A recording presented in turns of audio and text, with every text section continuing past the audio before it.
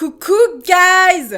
J'espère que vous allez super bien today. En ce qui me concerne, I'm stressed. I'm stressed. Je peux pas dire que I'm perfectly fine parce que franchement, I'm stressed. Et I'm stressed parce qu'on aborde un sujet qui va le sujet de ma vie, la vraie vie. Pas j'ai peur. J'aime pas parler de moi, je vous le dis tout de suite. Mais bon, bref. Dans la vidéo d'aujourd'hui, je vais vous expliquer pourquoi j'ai décidé de faire une vidéo par jour et ce jusqu'à la fin de 2020. Et Dieu soit loué, on est bientôt à la fin de l'année, donc ça va, il reste pas beaucoup de temps. Et tout ça parce que hier, j'étais en live avec vous sur Instagram. A suggéré que si vous laissiez 500 commentaires en 1 heure sous ma vidéo, je me lancerais le challenge de faire une vidéo par jour jusqu'à la fin de 2020. Je vous avoue que je n'étais pas prête, pas mentalement. Je voulais faire ça plus tard, vraiment. Mais non, je suis maintenant contrainte de vous faire une vidéo par jour, tout simplement parce que vous n'avez pas laissé 500 commentaires en 1 heure, mais en moins de 5 minutes. Je pouvais pas voir ça et faire semblant, parce que sinon vous auriez été sous mes commentaires tous les jours pour me rappeler qu'il faut que je fasse une vidéo par jour. Et déjà, j'ai repéré 2-3 personnes qui tous les jours viennent dans mes vidéos pour dire « Il y a pas un mois où t'avais dit que tu devais faire une vidéo par jour ?» Et la vérité, c'est que si, mais à chaque fois, j'ai essayé d'esquiver, mais me voilà coincée dans ce challenge. Et j'ai peur parce que je sais pas si je vais y arriver. J'ai peur parce que je vous jure que franchement, c'est un marathon, c'est hyper éprouvant. La personne qui m'a inspirée à faire ça, franchement, c'est Bay. Il a fait un son par jour pendant 1 mois. Je l'ai vu travailler, mais je l'ai vu aussi perdre du poids. Je l'ai vu manquer d'inspiration. Je l'ai vu être trop mal dans sa peau pendant 1 mois. Donc franchement, je sais ce que ça représente. Mais d'un côté, je me dis que s'il a été capable de le faire, je peux tout à fait le faire. C'est pas une idée que j'ai eue hier. Ça fait super longtemps que j'ai cette idée en tête pour parler du commencement des commencements. Quand j'ai voulu commencer YouTube, c'est exactement ça que je voulais faire. Une vidéo par jour et ce même pendant toute ma vie. Bon, je n'avais pas mesuré le montage, tout ça, je connaissais pas à l'époque. N'hésitez pas à attraper des Non, je peux pas dire des pop-corn. Personne n'a des pop-corn chez soi, c'est un gros mensonge. N'hésite pas à aller chercher des chips, n'hésite pas à aller chercher... Moi, j'adore le riz au lait, je sais pas si t'en as chez toi, mais n'hésite pas à aller en chercher si jamais. Une mousse au chocolat, un clafoutis aux fraises. Non, un clafoutis aux cerises. Quelque chose à manger de très bon que tu adores et qui fait grossir pour que je te raconte mon histoire. Et si tu as une couverture chauffante, je t'invite grandement à la mettre sur tes pieds. Moi, j'ai une couverture chauffante, c'est pour ça que je vous dis ça, c'est hyper confortable. Donc il y a de ça quelques années, je m'étais donné un objectif qui était de devenir une youtubeuse incroyable, one of the best in France, et même pas que en France, dans ma tête, j'allais même à l'étranger, j'allais devenir la youtubeuse numéro 1 worldwide. J'avais envie de commencer YouTube tout équipé, c'est pour ça que je suis partie à la Fnac, que j'ai fait un prêt pour acheter une caméra qui coûtait super cher à l'époque, que je pouvais même pas assumer, parce que j'avais même pas assez d'argent pour bien rembourser mon prêt. Mais j'étais convaincue que c'est ce qu'il fallait pour commencer YouTube. Une grosse caméra, du gros équipement. J'ai tourné ma première vidéo YouTube, je l'ai filmé, j'ai téléchargé Filmora et j'ai monté ma vidéo avec ça. Je l'ai posté, j'étais super contente de l'avoir posté et j'ai eu 50 vues sur ma vidéo. Je rigole parce que je me rappelle à quel point ça m'avait brisé le cœur. Je me suis dit, attends, mais je viens de faire tous ces efforts, je viens de dépenser cet argent, je viens de faire tout ça pour qu'au final, il y ait personne qui regarde mes vidéos, mais à quoi ça sert en fait? Ce que j'aurais dû faire, c'est évidemment ne pas baisser les bras et continuer. L'expérience prouvera toujours que plus tu travailles et plus t'as de résultats. Mais là, j'étais tellement déçue que j'ai baissé les bras et j'ai décidé de me tourner vers une autre option. C'était pas la meilleure, sincèrement. J'encourage toutes les personnes qui se lancent sur YouTube à ne surtout pas se décourager et à continuer de poster. Et d'ailleurs, ça vaut pour YouTube, mais pour tout. Quoi que tu fasses dans la vie, il faut travailler et il faut continuer pour pouvoir avoir du résultat. Ça, je vous le dis personnellement. Alors de là, j'ai décidé de faire une première émission qui s'appelait Beauty Match avec Luffy. C'était vraiment une émission super pour laquelle j'aurais toujours une petite attention spéciale. Franchement, l'un de mes meilleurs souvenirs télé, j'ai envie de vous dire, c'était vraiment très très cool. Une télé en amenant une autre. J'ai été appelée pour faire d'autres émissions. Franchement, je suis partie au casting. Puisqu'on me proposait de l'argent et qu'à ce moment-là, j'en avais pas, j'ai accepté de faire certaines choses qu'aujourd'hui, avec le recul, j'aurais jamais accepté de faire. De temps en temps, je faisais des petites vidéos avec une équipe qui avait leur chaîne YouTube. En gros, j'étais présentatrice de l'émission, j'avais décidé de l'appeler Le Glam Show.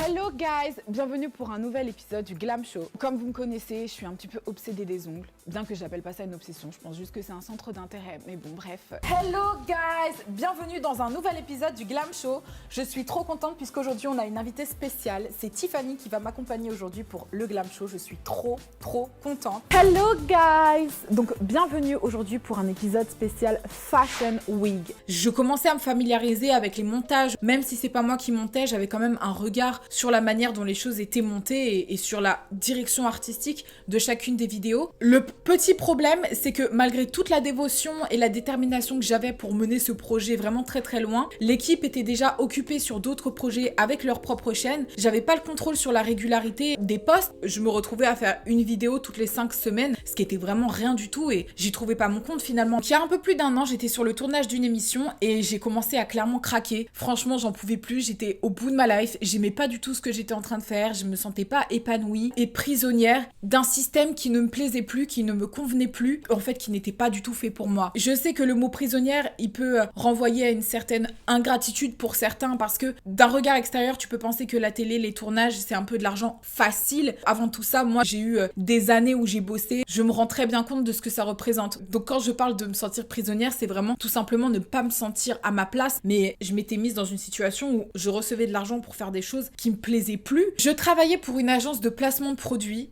et j'étais super malheureuse. J'ai du mal à vous le dire à voix haute parce que j'ai vraiment peur que ça passe pour de l'ingratitude de dire je faisais des placements de produits et du coup je me sentais malheureuse. Mais le truc c'est que ça me plaisait pas dans la mesure où je me sentais pas authentique, devoir défendre des valeurs, des marques et des choses que je défendrais pas dans la vie normale. J'avais en fait l'impression de mentir et à ma communauté et à moi-même juste pour recevoir de l'argent. Et en plus quand on parle de recevoir de l'argent, c'était pas des sommes mirobolantes, hein, c'était vraiment... Quand je recevais des colis, c'était des colis d'aspirateur à boutons. Vraiment bombe. Vous l'allumez, vous choisissez la vitesse et l'embout avec lequel vous voulez aspirer.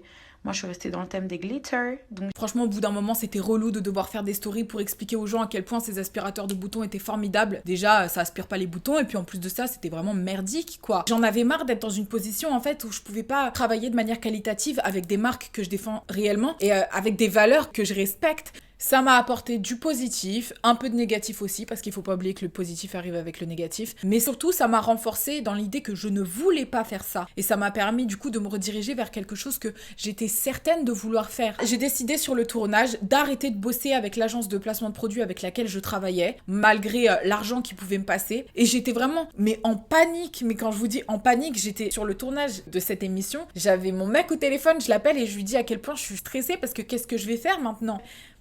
Ben, il m'a dit t'as qu'à faire YouTube. Et la vérité c'est que j'ai toujours voulu faire YouTube. Sauf que c'était maintenant qu'il fallait le faire. C'est pour ça que le 1er janvier 2020, j'ai décidé de sortir ma première vidéo sur ma chaîne à moi. Je sais qu'il y a beaucoup de gens qui aiment pas, qui critiquent genre oh, ta bouche elle est grosse. Mais ta mère elle est grosse, ouais. Excusez-moi. Hello guys! Et croyez-moi, j'étais stressée parce que j'avais pas d'argent, j'avais pas de caméra, j'avais pas de ring light. J'ai dû utiliser mon téléphone portable pour filmer cette vidéo. Rien à voir avec la fantaisie que j'imaginais la première fois que j'avais commencé YouTube. J'avais rien, j'avais juste la déterre. Donc littéralement pendant quelques mois c'était ça. Hein. J'ai lancé ma première vidéo, et la deuxième, et la troisième, et ainsi de suite. Et j'étais très très contente. Dans les commentaires, les gens me disaient c'est cool hein, mais ta qualité elle est pourrie. Et j'étais là, j'étais frustrée parce que je pouvais pas m'acheter le matériel. Donc j'ai tout simplement continué comme ça. Et à côté de ça, je faisais des prises de contact avec des marques. Et c'est vrai que c'était très très lent parce que j'avais pas encore assez d'abonnés parce que je venais de commencer. En gros, il fallait bosser sans résultat immédiat. Croyez-moi, à ce moment-là, il a vraiment fallu avoir de la patience. J'ai beaucoup douté. J'avais l'impression de mettre beaucoup d'énergie dans quelque chose qui finalement payait pas parce que, encore une fois, j'avais pas de revenus au moment où je faisais tout ça. En plus, le coronavirus nous est tombé dessus, donc confinement. Et là, on se retrouve tous bloqués à la maison, avec beaucoup moins de possibilités tout d'un coup. Au début, je vous avoue que ça m'a vraiment fait très très peur, et au final, j'ai décidé de continuer à poster des vidéos très très très régulièrement. Je voyais que ça commençait à vraiment vous plaire, jusqu'à ce que finalement les marques commencent à me contacter, jusqu'à ce que je commence à débloquer un petit peu d'argent, qui m'a permis dans un premier temps d'acheter une caméra, d'acheter un micro et d'acheter une lumière. Donc là, j'ai commencé à vraiment step up la qualité de mes vidéos et à prendre encore plus de plaisir, déjà pour vous fournir un contenu qui vous plaît davantage, mais pour tout simplement m'améliorer et continuer sur ma lancée. À toutes les personnes qui veulent se lancer sur YouTube, parce que je reçois énormément de messages de gens qui me disent oui, j'ai envie de commencer sur YouTube, je sais pas par où commencer. Je pense qu'il faut tout simplement commencer en fait. Je veux dire, si ce que t'as sous la main c'est un téléphone, tu filmes avec ton téléphone. Il faut avoir suffisamment de détermination et de conviction et croire suffisamment en ce que tu fais que pour avoir la patience de continuer même quand il n'y a pas des résultats immédiats. Et je veux dire, c'est la même chose pour n'importe quel sportif. Pour une personne qui est dans une perte de poids ou pour quelqu'un qui doit se muscler. Tu dois aller à la salle tous les jours pendant une certaine période de temps avant de voir du résultat. Donc il faut te mettre dans une matrice, dans un espèce de tunnel où la seule chose que tu vois, c'est ton objectif. Et il y a beaucoup de choses qui viennent autour pour te décourager. Systématiquement, à chaque fois que tu essayes d'accomplir quelque chose, que ce soit les gens qui n'aiment pas ce que tu fais ou des problèmes d'argent, mais il faut toujours rester focus. C'est pour ça qu'aujourd'hui, me voilà ici devant vous, devant ma caméra, parce que j'ai pris la décision de faire une vidéo par jour jusqu'à la fin de 2020. Et c'est grâce à vous, parce que vous m'y avez poussé, et parce que c'est un rêve que j'avais depuis longtemps et que j'ai enfin la possibilité de pouvoir accomplir parce que Dieu merci, j'ai un endroit où vivre et parce que j'ai eu les moyens de pouvoir acheter du matériel pour le faire. J'ai littéralement aucune excuse, à part la peur peut-être. La peur, c'est quelque chose qui peut vraiment ralentir, donc... C'est pas une excuse. Mais c'est pas une excuse. Le seul frein, ça pourrait être la peur, mais il faut la surmonter pour faire des grandes choses. Océane Dalai Lama. Bon, alors, sachez avant toute chose que je vais vraiment avoir besoin de votre soutien parce que ça va être difficile. Donc, j'attends vos commentaires, j'attends vos likes, j'attends vos repartages, j'attends beaucoup. Parce que sans ça, je vous jure que je vais sombrer. Si je fais ça, c'est vraiment pour vous. Et c'est pour moi aussi. C'est vrai que c'est un petit challenge. Et je me dis que si Bay a réussi à le faire, je vois pas pourquoi j'arriverai pas à le faire. Donc, il s'agit là de savoir qui porte la culotte dans ce couple. Sachant que je vais pas en faire une pendant un mois, mais pendant 1 mois et 10 jours. Je vous attends en commentaire sous mes vidéos. Je like vos commentaires, je vous réponds. De toute façon, je connais maintenant vos prénoms à chacun. Et sur ce, guys, je vous fais des très très gros bisous et je vous dis à très bientôt pour une nouvelle vidéo. Et c'est que du love. Bah du coup, je vous dis à demain. Pardon, je vous dis à demain pour une nouvelle vidéo. Ah mon Dieu, ça me fait trop bizarre de dire ça. Oh non.